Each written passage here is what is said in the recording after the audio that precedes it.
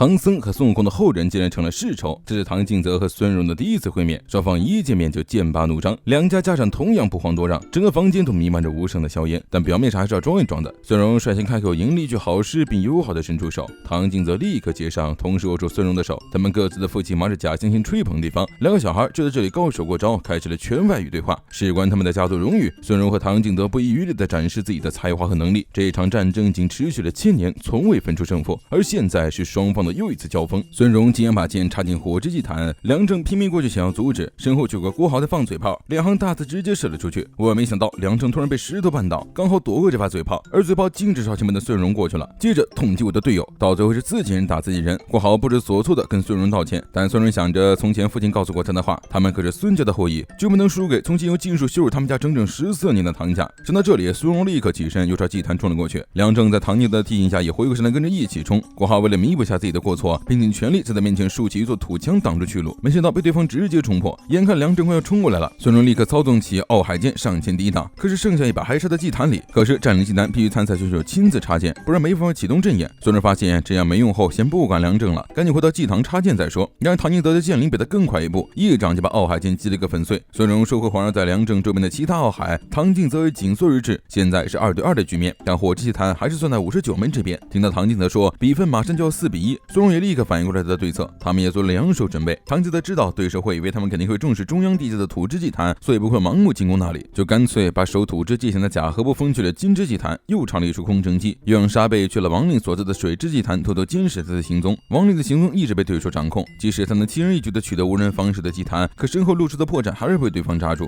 形成1换1的局面。这样一来，如果不能打破现状的话，60门岂不是输定了？唯一的破局方法是孙柔和郭豪必须拿下火之祭坛，以及寄希望于陈超守住金之祭坛。此时的陈超并没有像以往那样莽撞地和敌人战斗，他知道自己的职责是守住祭坛，而不是打败敌人，只要不给对方插进的机会，同时一直消耗他就行了。面对不断夺闪的陈超，江流影非常来气，大骂他是个唯唯诺诺的软骨头。这句话击中了陈超内心最脆弱的地方，因为小时候父亲是这么说他的。那时候的陈超还是一个胆小的小男孩，不喜欢练功，也不想像父亲那样整天只会打打杀杀。即便勾起了最痛苦的回忆，陈超依旧保持冷静，继续躲闪。江流影又气又急，何风的招数正在近身时发挥威力，他又没办法当着指导对面切远程技能。突然一片银杏叶飘到他面前，江流影恍然大悟，顿时有了主意。真正的高手能将落叶变成杀人的武器。江流影张开双手凝聚负能量，周遭的落叶都被吸引了过来，然后他一鼓作气的全部朝陈超释放。陈超的身体几乎被漫天的金色落叶吞噬。然而令人震撼的一幕出现了，陈超坚韧的把巨剑硬生生顶住了江流影的攻势，但散开的落叶却划破了他的皮肤。江流影也在不断的加大力度，这样下去他迟早会撑不住的。另一边，唐静则迟迟没有等到系统通知，吐槽这个何不风该不会连个中二少年都搞不定吧？即便如此，他也不能再等下去了，和孙荣的战斗一触即发。可这时候孙荣却让郭豪撤退，他一个人出战就行。郭豪听懂了孙荣的暗示，退到后方悄悄拿出那把小指的零件，而孙荣也放下狠话，只用手里这一把傲海就能打败他们。唐静则笑得不自量力，毕竟当初第一次见面的时候他就不如自己，那一次是以孙荣回答不出唐静则的题目而大哭作结。唐静则为了让孙荣连自尊也一并输掉，指派了剑灵前去应战。郭豪一直在等待机会，其实他那把鬼牙剑也是有剑灵的，而且剑灵强调足以毁天灭地，但召唤条件太过苛刻，而且机会只有1次。早在了火之祭坛之前，他就和孙荣说过，到了紧急关头就召唤鬼牙的剑灵。金之祭坛的陈超终于还是支撑不住了，江丽颖并没有对他下死手，直接走过去打算占领祭坛，没想到陈超竟然不识好歹的拽住他的胳膊。既然如此，江丽颖也不跟他客气，屏幕里也传来了陈超歇斯底里的吼声。王丽的爸爸看不下去，想让谢指导出面，可谢指导表示要守护灵钻的，大可放心。然而王丽父亲担心的其实是这个世界呀。60门的参赛选手一个比一个惨烈，孙荣打不过唐静泽的剑灵，陈超被江丽颖吊打，眼看对方把剑插入了祭坛，陈超大喊一声我不想输。紧接着金之祭坛和火之祭坛同时有2股超强灵力爆发，一个是找到机会的郭豪，另一个就是陈超。浑身伤痕累累的陈超竟然重新站了起来，浑身散发金光，连条灵力所获的手臂拥有势如破竹的力量，一拳砸向了祭坛前的江流影。与此同时，孙荣也献祭了自己的小萝莉剑灵，让郭豪成功召唤出了鬼爷的剑灵火凤凰。火凤凰长嘶一声，翅膀一挥，仿佛要将一切燃烧殆尽。此时的孙荣和陈超都已经突破了瓶颈，2个人都找到了让自己努力变强的动力。终于2座祭坛同时爆发巨大的灵压，江流影没能抢下金之祭坛，孙荣和郭豪却控制了火之祭坛，再加上王令占领的水之祭坛，比分是60门领先。紧接着王令闪现占领了无人看守的木质祭坛，可江流影却忍不下去了，这直接亮出真身，准备大杀特杀。原来孙荣早就预判了唐静泽的预判，这波60门才在大气层，当初孙荣早就算好怎么能拿下3座祭坛，也很可能赶不上59门的速度，知道唐静泽肯定会派派沙贝先是最强的亡灵师兄，但亡灵初始灵力值只有5，也就意味着一旦解除了二哈的合体，沙贝就坚持不到了。所以其实在占领水之前的后，亡灵就神不知鬼不觉和二哈分开，本体悄悄离开去了末世祭坛，而沙贝一直看着那个狗头人背影，其实是变成了半人形的二哈。二哈此时正在狂舔白毛美少女，嘿嘿嘿，年轻人来尝尝我这块老姜的滋味吧。通讯器里也只能听见沙贝无助的哭喊声了。现在火之祭坛这边没有威胁了，过好神助攻让孙荣去土之祭坛和亡灵会合，自己打算去金之祭坛看看陈超。虽然此时59门进度条已经跑完了，不过60门的进度条正在以更快的速度追赶，只要占领最后一座土之祭坛，60门就赢定了。亡灵快乐的向土之祭坛跑去，观看直播的亡灵爸爸就非常不安。亡灵从小就将胜负心抛之脑后，不管是佯装失利还是不小心正常发挥，在他心中都没有任何意义。他的心里早就没有了对生活意义的思考。然而就在60门开学那天，孙荣只在伸出的一只手，仿佛一缕微光一样撬开了他密不透风的心房。虽然当时亡灵表现得非常冷漠，但实际上在转身后就嘴角上扬了。和孙荣约会那天也同样心跳加速，还有过往的其他画面一幕幕在脑海中浮现。过后陈超也给了他珍贵的友情，不知不觉冰雪消融，当初那缕微光已经化成了春日的暖阳，将要引燃火种。王力后颈的符文更加松动了。王力已经来到了土之祭坛，却迟迟没法把剑插下去。他在努力克制自己的情绪，可脑海中总是忍不住浮现出胜利后和好兄弟们相拥的场景，那股情绪就像沸腾的开水不断往外溢出。好不容易把剑插下去，他又想松手。就在这时，孙荣也赶到了，他用自己的手握住王力的手，给予他力量，笑着对他说了一句：“辛苦你了。”系统正在倒数5个数，王力的心在看到孙荣笑脸的那一刹那平静了下来。终于60门控制了最后的土之祭坛。与此同时，两方进度条都达到了99%，但60门的速度会更快。场外王知道他们都有些喜极而泣，没想到啊，全班第一和全班倒数第一竟然联手反败为胜了。只有亡灵爸爸提出想看看金之祭坛那边的状况，镜头一转，所有人都慌了。过好正抱着陈超哭喊：“来人呐，出人命了！”王祖康立刻回头向谢指导兴师问罪：“不是说有守护灵钻吗？怎么我的学生怎么伤得这么严重？”谢指导也很迷茫，这些学生顶多筑基水平，那他们的守护灵钻至少也是金丹期的高手才能破坏，他们还不知道引流之术已经混进去了。孙荣和王令同样对此一无所知，还在那打情骂俏。王令笑得一脸羞涩，结果下一秒江流影就背后偷袭，一巴掌给孙荣打了个元神出窍，只给了王令看不见摸不着的拥抱就瞬间消散，而王令哭了，困住心中的枷锁也跟着断裂，世界进入了毁灭倒计时。